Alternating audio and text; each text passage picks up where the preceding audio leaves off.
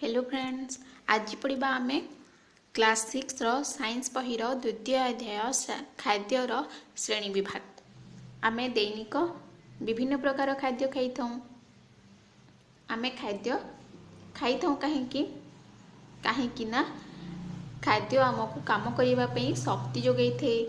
शरीर रोग प्रतिरोधक शक्ति सृष्टि करिबारे सहाय्य करे। शरीर सुस्थ सबल रखिबारे तार भूमिका गुरुत्वपूर्ण रही। समस्त प्रकार विटामिन शरीर को जोगाई थे।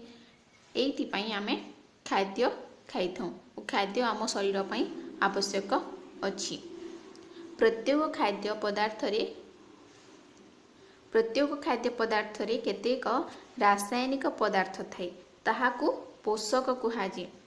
सबु प्रकार खाद्य पदार्थ रे किछि ना किछि की रासायनिक पदार्थ रही थाए ताहाकू पोषक कुहाजे। खाद्य रे थिबा पोषक को आधार करी खाद्य को श्वेतसार, पुष्टिसार, स्नेहसार, विटामिन, खनिज लवण, जल यही सब श्रेणी रे विभक्त करा जायछि। जानि पाइल। तापरे देखिबा आमे एही पोषक गुड़िक कण कण ता विषय रे। पोषक गुड़िक होछि श्वेतसार, पुष्टिसार, स्नेहसार। तो पोषक श्वेतसार ताहार उस क्यों क्यों ठारू मिली थाए बा श्वेतसार जातीय खाद्य कौन क्यों श्वेतसार थाए और ताहार कार्य देखिबा।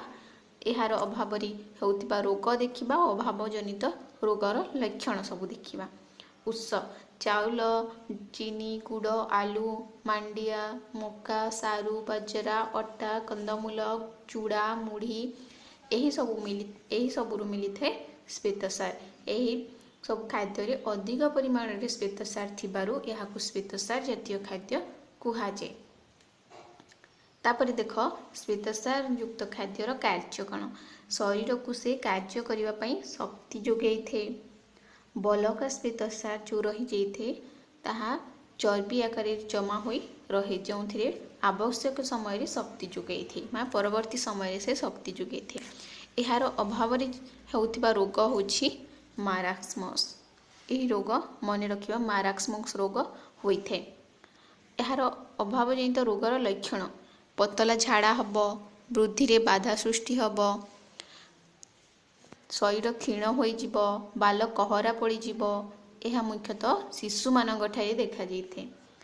तापरे देख पुष्टिसार विषय रे पढ़िबा। पुष्टिसार पोषक क्यों क्यों खाद्य रे रही थाए डाली, सोयाबीन, छतु, माछ, मांस, अंडा यही सबुथिरे पुष्टिसार रही थे। मांस रे अधिक परिमाण रे पुष्टिसार रही थे। यही सब खाद्य को पुष्टिसार जातीय खाद्य कुहाजे। तापरे देखिबा कार्य। पुष्टिसार जातीय खाद्यर कार्य कौन बा पुष्टिसार पोषकर कार्य कौन।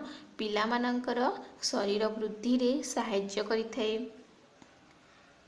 नष्ट हो जाउथिबा कोष बदले नूतन कोष सृष्टि करे। माने आम प्रतिदिन रे आमे जानिछे प्रतिदिन आम शरीर रो किछि कोष रो मृत्यु घटी थे और किछि नूतन कोषर सृष्टि होइथे, जन्म होइथे।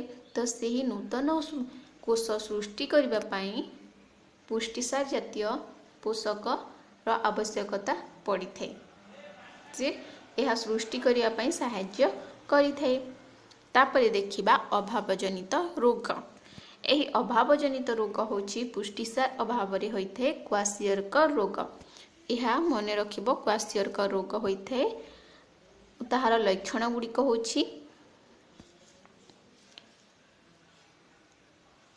रोगरे रोगी रो मुह, हाथ, गोड़ फुली जाए, मुंड केश कहरा पड़ी जाए। यह मध्य गोटे साधारण छोट छुआ मानक ठारे रोग देखा जाइथे। तापरे पढ़िबा आमे स्नेहसार जातीय पोषक। यह क्यों क्यों थिरे मिली थाए क्यों क्यों खाद्य थिरे स्नेहसार रही थे तेल, घी, लहुणी, माछ, क्षीर, मांस, अंडा, चीनाबादाम, नड़िया, सोरिष, जड़ा, मांसर चर्बी, अंडार केसर, गाई, मईंसर घी, लहुणी यही सबुथिरे स्नेहसार ଅଧିକ ପରିମାଣରେ ରହିଥାଏ, ତେଣୁ ଏହାକୁ ସ୍ନେହସାର ଜାତୀୟ ଖାଦ୍ୟ କୁହାଯାଏ। ଦେଖ, ଯେଉଁ ଖାଦ୍ୟ ପଦାର୍ଥ ରହିଲା ସେଗୁଡ଼ିକୁ ଦୁଇ ଭାଗରେ ବିଭକ୍ତ କରିହେବ। ଗୋଟିଏ ହେଉଛି ଉଦ୍ଭିଦଜାତ ଖାଦ୍ୟ ଠାରୁ ବି ମିଳିଥାଏ ସ୍ନେହସାର ଆମକୁ, ଓ ପ୍ରାଣୀଜାତ ଖାଦ୍ୟ ଠାରୁ ବି ମିଳିଥାଏ। ଉଦ୍ଭିଦଜାତ ସବୁ କ'ଣ କ'ଣ ହେଲା? ତେଲ, ଚିନାବାଦାମ, ନଡ଼ିଆ, ସୋରିଷ, ଜଡ଼ା, ଏହି ସବୁ କ'ଣ? ଏହି ସବୁ ଉଦ୍ଭିଦ ଠାରୁ ପାଇଥାଉ। ତ ଏହା ଉଦ୍ଭିଦଜାତ ସ୍ନେହସାର ଅଟେ। ଓ ଯେଉଁଟା ପ୍ରାଣୀ ଠାରୁ ମିଳିଥାଏ, ମାନେ ଘିଅ, ଲହୁଣୀ, ମାଛ, କ୍ଷୀର, ମାଂସ, ଏସବୁ କ'ଣ ଆମକୁ ପ୍ରାଣୀ ଠାରୁ ମିଳିଥାଏ। ତ ଏହା ହେଉଛି ପ୍ରାଣୀଜ ସ୍ନେହସାର। ତାପରେ ଦେଖିବା ଆମେ ତାହାର କାର୍ଯ୍ୟ କ'ଣ। କାର୍ଯ୍ୟ କରିବା ପାଇଁ ଆମକୁ ଶକ୍ତି ଯୋଗାଇଥାଏ ଓ ଆମର ଚର୍ମ ଚିକ୍କଣ ରଖେ। ଏହା ହେଉଛି ସ୍ନେହସାର ପୋଷକର କାର୍ଯ୍ୟ। ଅଭାବଜନିତ ରୋଗ, ଏଥିରେ ଏମିତି ବିଶେଷ କିଛି ନଥାଏ, କିନ୍ତୁ ଜାଣି ରଖ ଶ୍ଵେତସାର ଠାରୁ ସ୍ନେହସାର ଅଧିକ ଶକ୍ତି ଯୋଗାଇଥାଏ। କିନ୍ତୁ ସ୍ନେହସାର ଜାତୀୟ ଖାଦ୍ୟ ହଜମ ହେବାରେ ତାହାକୁ ବେଶୀ ସମୟ ଲାଗିଥାଏ ଶ୍ଵେତସାର ଠାରୁ। ଏହି ଶ୍ଵେତସାର, ପୁଷ୍ଟିସାର, ସ୍ନେହସାର ଅଭାବରେ ଅପପୁଷ୍ଟିଜନିତ ରୋଗ ହୋଇଥାଏ। ଏହା ମନେ ରଖିବ, ପ୍ରତ୍ୟେକ ଖାଦ୍ୟରେ ଅଳ୍ପ ବେଶୀ ପରିମାଣରେ ସବୁ ପୋଷକ ରହିଥାଏ, କିନ୍ତୁ ଯେଉଁ ଖାଦ୍ୟରେ ଯେଉଁ ପୋଷକ ଅଧିକ ପରିମାଣରେ ରହିଥାଏ ଆମେ ତାହାକୁ ସେହି ପୋଷକଯୁକ୍ତ ଖାଦ୍ୟ କହିଥାଉ। ଜାଣିପାରିଲ? ଏଇ ସର୍ଟ ନୋଟ୍ରେ ଦେଖ, ତିନୋଟି ପୋଷକର ପୁରା ତଥ୍ୟ ଦିଆହେଇଛି। ତମେ ଗୋଟିଏ ସର୍ଟ ନୋଟ୍ ଲେଖି ପକାଇବ, ଯାହାଦ୍ୱାରା କି ତୁମକୁ ସୁବିଧା ହେବ ପଢ଼ିବାରେ ଓ ମନେ ରଖିବାରେ।